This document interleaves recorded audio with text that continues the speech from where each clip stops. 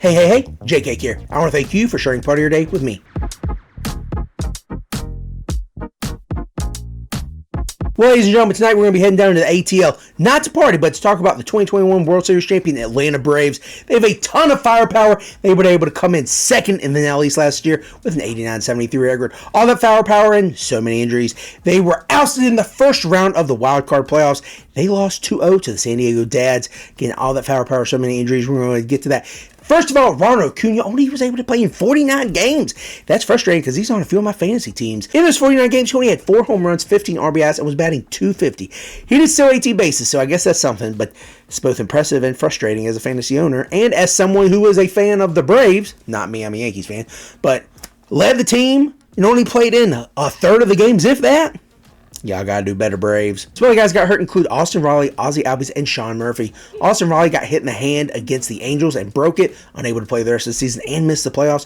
Ozzie Albies missed more time than Austin Riley because of toe and wrist injuries. Wasn't performing up to the level we would want him to from 2023, 2022, stuff like that. However, he was playing better than Austin Riley as the contact hitter, get around in scoring positions, score the runs, opposed to Austin Riley, power hitter, get the RBIs and the home runs.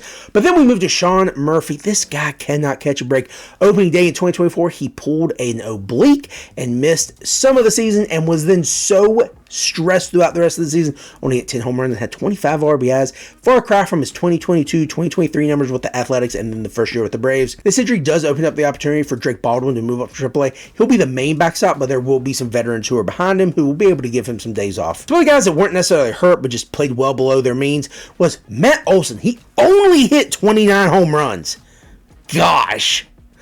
Another guy, Orlando Arcia, had a huge year with the Braves in 2023. Then he made fun of Bryce Harper, got stared at twice, and the Phillies won that series. Another guy who underperformed was Michael Harris. He only stole 10 bases. And then Jorge Soler. Of course, Jorge Soler. Jorge Soler was brought in because they were not getting the production they needed from the other guys who were coming in to replace Ronald Acuna, which, in my opinion, you're not going to replace him with one guy or even multiple guys. It's going to take a special guy. Jorge Soler, unfortunately, couldn't do that. He did decently. I think he was batting .241, so nothing sexy, but did enough to help him get to the playoffs, right?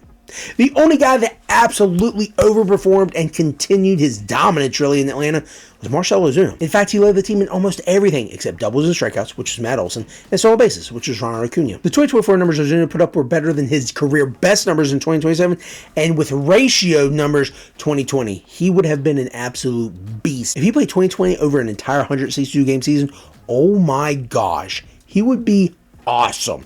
He had like 18 home runs in like 30 games. It was crazy. Moving to the pitching, we continue with injury, as Spencer Strider did have 2 starts last year with an ERA of 7.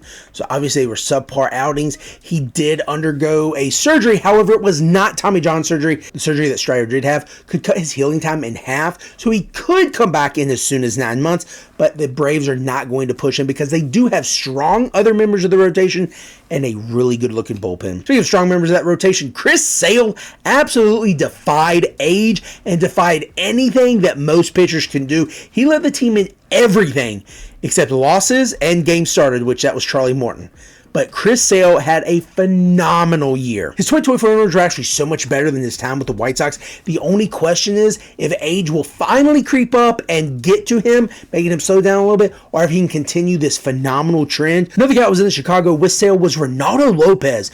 Talk about a bounce back year. He only pitched slightly above 140 innings, but had a sub-2 ERA and a great looking whip. He will be looking to get back to 180 innings pitched like he did in 2018, 2019. But if he can continue this trend, oh my gosh, the bullpen will face so much less taxation with those two pitching, Sale and Reynaldo Lopez, until Strider gets back, so they will be well rested if he does have short starts at first. Finally, we get to a young guy who's also named Spencer Schwallenbach, but I call him Schwallenbacher Burger. He pitched 120 innings with a 3.3 ERA and a 1 whip. He did start 21 games, and he is going to be a vital part of this rotation moving forward.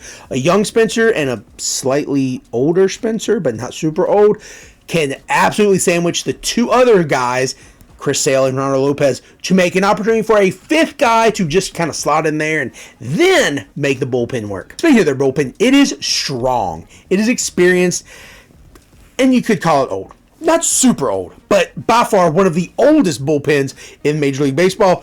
But again, with some of the most experience. Their top 4 guys have experience not only in high leverage situations, but in closer roles with different teams, obviously. Raisel Iglesias was a closer for the Reds and then came over to the Braves. Aaron Bummer was a closer for the White Sox. Are the White Sox just the AAA affiliate for the Braves now? Then you have Pierce Johnson, who is a high leverage guy and closer in Colorado before he came to Atlanta a few years ago.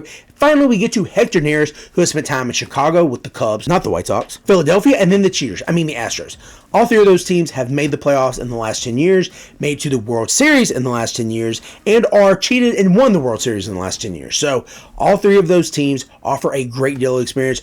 All 4 of these guys for the Braves offer a ton of experience and talent. These guys may not be the top closer for this top team, but they could absolutely be closing at different times for some of these other teams. This is definitely one I want pieces of. Speaking of pieces, the Braves brought in several pieces that are going to help them this year. Obviously, we want to talk about getting guys back from injury, so Spencer Strider and Ronald Acuna, of course, Austin Riley as well. But then you have other pieces that are just as dangerous. You have Jurickson Profar, who unfortunately did get hurt just this past week. I don't know how serious it is, but hopefully it's not too bad, at least for them, because I don't know who else they have. Not sure what else the Braves can do in the outfield. But they did also bring Jorge Soler back on a new deal. Then they looked to make another deal with the cheaters, the Astros. They brought Jake Myers. I'm not a big fan of Jake Myers. Definitely didn't do as well as he wanted to these last 2 years, but he's got some talent. Speaking of outfitters that could be helpful to them, Eddie Rosario is gone and Ramon Laureano. They also lost their baseman Gio Urshela and backstop Travis d'Arnaud. Could have been a huge help behind Drake Baldwin, giving him some pointers and helping him get acclimated to the big leagues. Another guy they lost, but not because they cut him, was Joe Jimenez. Did undergo surgery and is expected to be out the entire 2025 season. This man led the team in holds last year and absolutely could have been another force within this bullpen. Hey, this team really has everything it needs to get back to the World Series and win it. The offense is going to be strong, stronger than it was last year because Acuna is going to be back and hopefully hitting better than 250. You're going to have pitching back. Spencer Strider will eventually get back and you'll just forget how to pitch. Well, Griffin Canning absolutely did forget how to pitch. But you're going to have strong pitching, and if that's not strong, you have the bullpen, who is phenomenal. So I really think the Dodgers are going to meet the Braves in the World Series, and it's going to be Ohtani against Strider. Then it's going to be one of the plethora of Dodgers pitchers who can get hurt very easily. As much as I love Tyler Glasnow, he's the glass cannon against Mr. Ronald Acuna. Join me tomorrow as we're going to be talking about those pesky Philadelphia Phillies. They are the winners of the NL East for 2024, and we'll be talking about them as we wrap up the NL East. This is JK, and I want to thank you for sharing part of your day with me.